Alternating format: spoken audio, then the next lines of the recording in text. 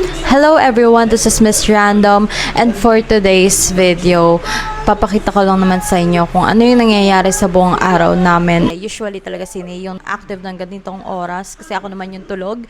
Pero siguro sobrang lala talaga nung kape sa akin. Kaya inabot ako ng gatong oras. Kaya ako magpe-prepare kay Jean ngayon. And magluluto na rin ako. And tignan natin kung saan ako abutin ng araw na to.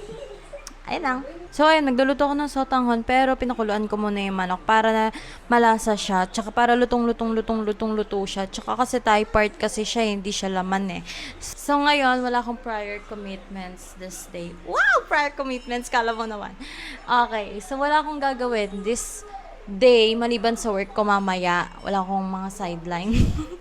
So, marami akong time ngayon and sobrang nilook forward ko kung anong mangyayari ngayong araw na to kasi pakiramdam ko magla-long weekend ako kahit hindi talaga siya long weekend kasi Friday. So, ilalabas ko lang yung maliit ko na chopping board. Tapos, maliit na kutsilyo. Malaking kutsilyo. Sining!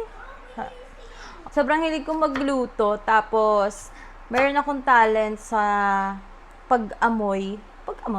Pero kapag yung ingredients ay alam ko lang ha. Pero kapag hindi ko alam yung ingredients na nilagay, na aamoy ko lang na may something nakakaiba sa pagkain. Pero if alam ko kung ano yung nilagay, masasabi ko siya. Ganon. Sobrang talas ng pang-amoy ko. Anyways, wala namang may paki. Kailangan kasi natin magluto ng mas mabilis kasi kakain si Jean. Si Jeannie! Oh, tapos ka na! Tapos na siya. Sa mga mahilig mag-noodles dyan, isa to sa mga pinakamagaganda din na iluluto nyo. Magpapakulo lang kayo ng manok, tapos maggigisa lang kayo. Pero ako, hindi ko na masyadong ginigisa sa mantika. Like yung konting mantika lang. Yes? Ayan, tama. Excited na ako for nutrition ma. Ayun nga yung sasabihin ko. Kung mahilig kayo sa noodles, tapos, ayaw nyo nang masyadong komplikado, ganyan. Sobrang perfect ng sotanghon sa inyo. Isa yan sa pinaka masarap na soup na sobrang dali lang gawin. Tikman mo, tapos sabihin mo kung anong lasa na. Hello guys, ito nga pala ang aking food review. Sotanghon.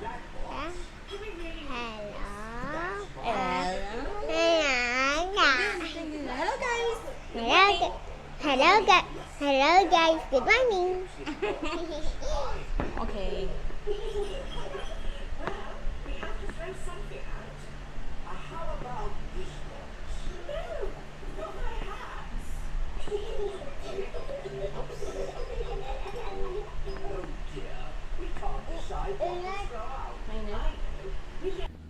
Love.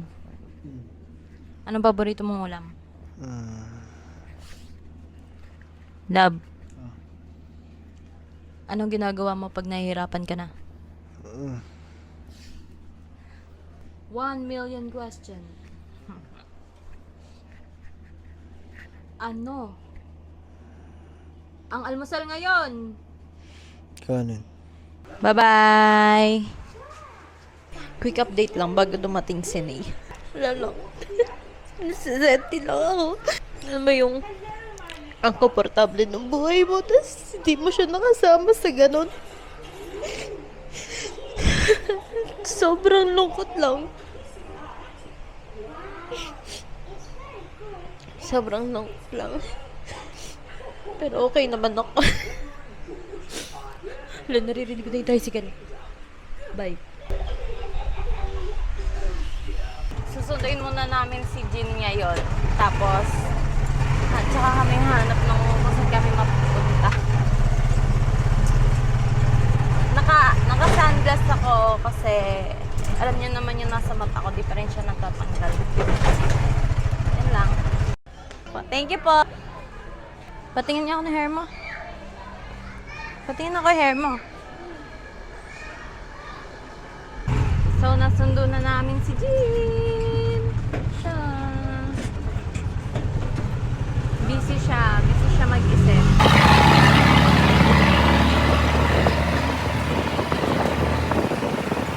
Tignan mo yung kaliwat kanan mo, ha?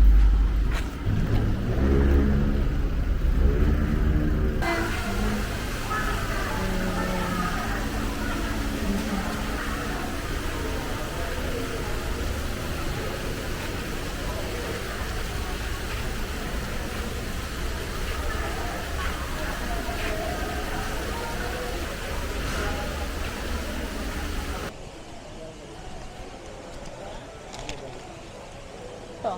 Ah, si Otto.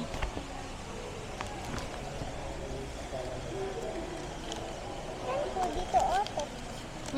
Hindi pa chinecheck ni teacher to, Jim. Nakalimutan ko po siya. Di po namin ginamit mga notebook. Anong ginawa nyo? Nag-color lang po. Nag-color lang kayo? Ako. Sige. Kanat lang color na po kami. Kasi Friday ngayon. Arts time. Joke lang. Kain muna tayo.